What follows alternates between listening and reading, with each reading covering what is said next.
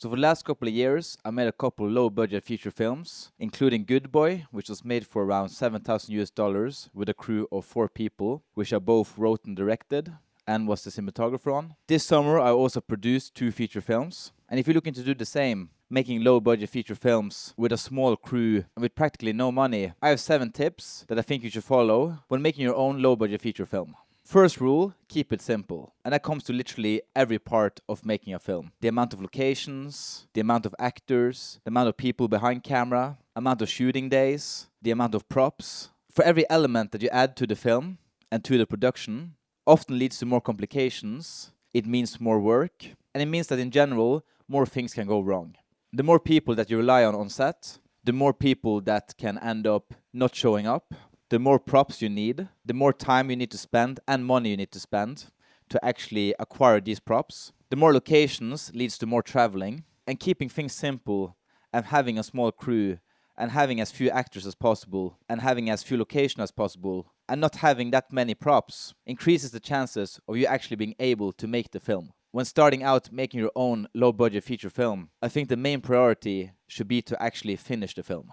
It's better to have a smaller, less ambitious project and actually finishing the film than having a bigger, much more ambitious project that never sees the light of day. For example, with Good Boy, we were only 4 people behind camera. For most scenes, there were only 2 actors, and we only had around 3 main locations. We also decided to only use natural light, because that meant that we didn't have to spend any time setting up lights. And we only shot for 14 days. And that meant that making the film was much more realistic, and it made the filmmaking process much less stressful. And also, when you're trying to get other people on your project, when it comes to crew or actors, I think making a project that actually seems doable and actually seems realistic increases the chances of people actually wanting to join your project.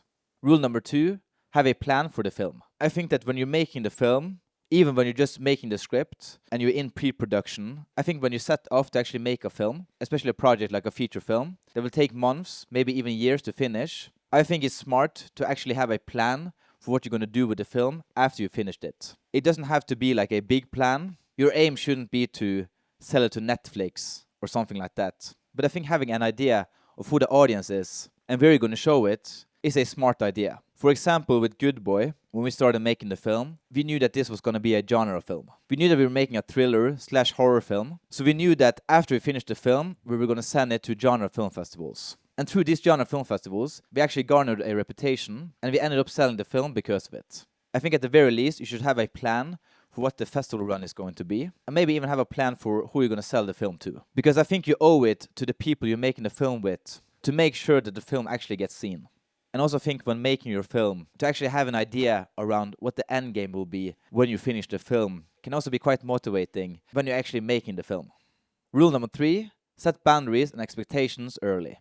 So if you're making a low-budget feature film, I'm assuming that you don't have the money to actually pay crew or actors. So when you're casting the film and when you're hiring crew, you need to make it clear to them what they can expect out of the production. First off, you need to make a contract with everyone who's working on the film. When we made Above the Knee and Good Boy, we made contracts with everyone who worked on the film, and in that contract is stated how long they were going to be part of the project and what they're going to do on the project, and also what they would be getting if the film was successful. So everyone who worked on the film owned a certain percentage of the net income if you were to make money on the film. So that made sure that if something were to happen with the film, let's say you sold the film to Netflix or something like that, then you have already stated what the agreement is if something like that were to happen. Because if you end up doing that afterwards and end up making these agreements after you sold the film, things will end up getting messy pretty quickly, and you might not even come to an agreement. Because there's a difference between saying you'll get 5% of the income if we actually make any money versus, okay, we now made $500,000 from the film. Let's now decide what everybody's going to get. Because when people see that figure, they will be thinking to themselves, well, I worked on this film for, let's say, 15 days. I think I deserve $80,000. Instead of already having an agreement where you already stated that they own a certain percentage. So this is just to make sure that if something were to happen, that things go a lot more smoothly. But I also think it's important to communicate to people working on the film that there's a high risk that it won't get sold anywhere, that it won't get shown to a lot of film festivals, and that there is a chance that nothing will happen with the film. So I think it's important with the people that you end up hiring that they're people who want to work on the film for experience first and not for any monetary gain. Rule number 4, respect people's time. When people are working for free, one can assume that the main reason they're working on the film is to get experience. So if you end up hiring 10 people behind camera and they end up being there for 8 hours and most of them are doing nothing for most of the time, then you end up wasting their time and they're not getting paid, then that's a really shitty situation. Because one can assume that the main reason they want to be on set is to actually get experience, and since they're not getting money, experience is the only thing that they're getting. So you need to make sure that everyone that's on set is actually doing something when they're on set, and also make sure that the shoot itself is very effective. If you know that you can shoot the film in 14 days, then only use 14 days. Don't schedule 16 or 18 days just because you can and because you want a safety net. You need to make sure that everybody that's working on the film are essential and that they actually get experience from working on the film. The way that we solve this on my feature films is that we make sure that we're not a lot of people behind camera. On Good Boy, we were 4 people behind camera. On Above the Knee, we were only 3 people behind camera. And this makes sure that everybody that's on set are essential and that people are constantly doing something. I also try to schedule 8-hour work days, and I try my best to not shoot for 10 or 12 hours. I don't think we ever shot for 12 hours. I think there's been some times where we shot for maybe 9 or 10 hours. But I think having relatively short days and shooting with as few people as possible and with as few days as possible and keeping the shoot condensed is part of making sure that people's time aren't wasted. Rule number 5. Be generous. If you're a director or producer on a low-budget feature film and you're not paying crew or cast, you need to make sure that you're generous in other ways. For example, giving people executive producer credit if they've worked a lot on the film. And also when you're negotiating percentages of net profit, even though you as a director are going to work on the film maybe 5 times as much as other people, that does not mean that you should own 5 times as much as the other people working on the film.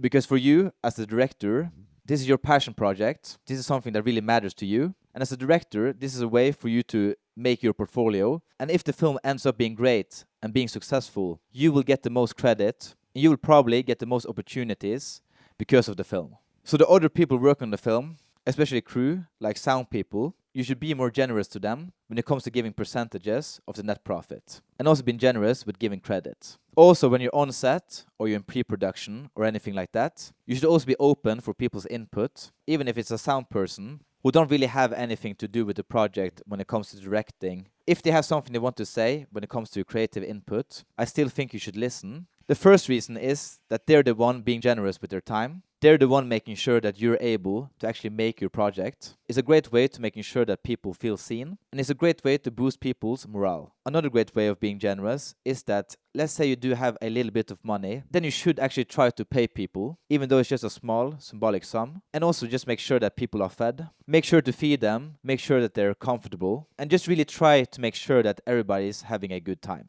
And after the film is done, make sure that you're generous to people that worked on the film by helping them with their projects or hiring them again when you actually have money to pay people. Don't forget about those people who actually helped you after you're done shooting the film. For a lot of you, this might be obvious, but I think when you're making a film and when you're focused on making a great film, I think those kind of things tend to be forgotten.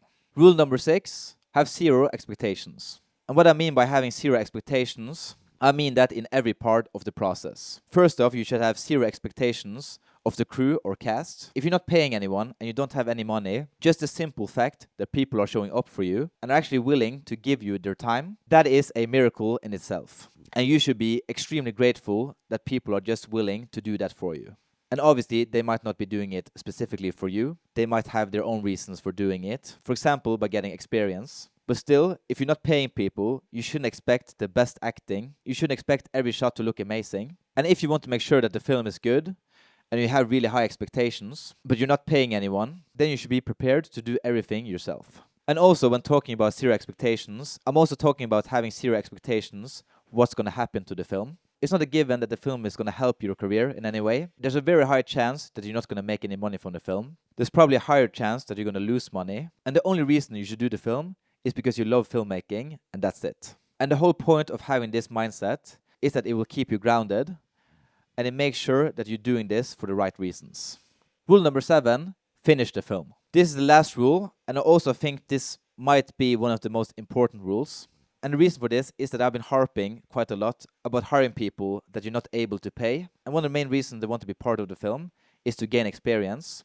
And the other reason, and this might be the main reason for a lot of people, is that they want to get their name out there. And they want to be part of a film that gets into film festivals, that actually gets sold, and something they can put on their resume. And I think if you're going to spend months, even years on a film, if you're not going to finish the film, I don't really think there's a point in going through that whole process. It might be for you as a director to gain experience, but I don't really think you're able to see what you really made and really learn from your experience until you've gone through the whole process. And that includes festival run, trying to sell the film, and then actually getting feedback from people that's not your friends or people that you don't know, who only saw it through a film festival or on streaming or something like that. For me, one of the biggest things making Good Boy, what I learned the most from, is seeing people's reactions after the film has released. And also seeing that making a $7,000 film, you're actually able to sell the film and actually gaining an audience has been incredibly inspiring for me. And it has also led to other opportunities.